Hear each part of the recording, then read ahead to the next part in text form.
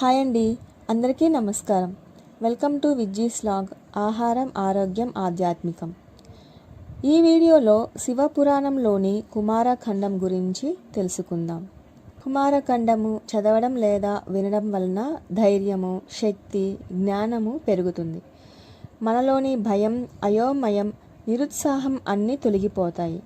శివుని కుమారుడైన కార్తికేయ స్వామి కథ వినడం వలన ఆత్మవిశ్వాసం, న్యాయకత్వం, ఆత్మశక్తి పెరుగుతుంది. కుమారఖండం విన్నవారికి తారకాసురుని లాంటి అవరోధాలు జీవితంలో తొలగిపోతాయి. ఈరోజు మనం ఈ పవిత్రమైన కథని తెలుసుకుందాం. సతీదేవి లేకపోవడంతో శివుడు లోతైన యోగ తపస్సులోకి వెళ్ళిపోయాడు. ఆయనకు ప్రపంచం మీద ఆసక్తి లేకుండా హిమాలయాల్లో తపస్సు చేస్తూ కాలం గడిపాడు. అదే సమయంలో సతీదేవి పార్వతీదేవిగా పునర్జన్మ ఎత్తింది. హిమవంతుడు మరియు మేనకాదేవి కుమార్తెగా పుట్టి చిన్నప్పటి నుంచే శివుని పట్ల భక్తితో ఉండేది. ఆమె మనసులో ఒకే ఒక కోరిక, శివుడే తన భర్తగా పొందాలని.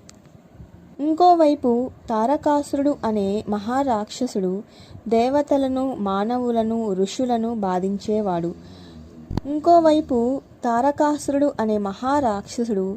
దేవతలను, మానవులను, ఋషులను బాధిస్తూ ఉండేవాడు. మహాతపస్సు చేసి బ్రహ్మదేవుని దగ్గర శివుడి కుమారుడే నన్ను చంపగలడు అనే వరము పొందాడు. దీనితో ఇంకా విర్రవీగిపోయి మానవులను, ఋషులను హింసిస్తూ ఉండేవాడు. దేవతలందరూ తారకాసునికి భయపడి, శివుడు తపస్సులో ఉన్నాడు, ఆయనకు కుమారుడు పుట్టాలంటే ముందుగా వివాహం జరగాలి కదా అని ఆలోచన చేసి మన్మధుడిని పంపించారు. నీవు వెళ్ళి శివుని తపస్సు భంగం చెయ్యి అని.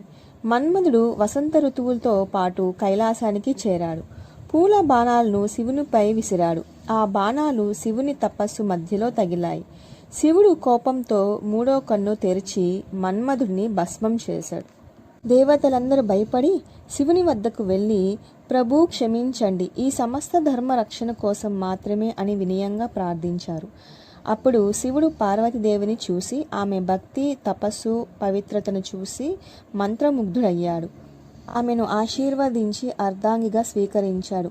శివుడు పార్వతీదేవిని వివాహం చేసుకున్నాడు. ఆ దివ్య వివాహం వలన భూమి, స్వర్గం, పాతాళం అన్ని ఆనందంతో నిండిపోయాయి.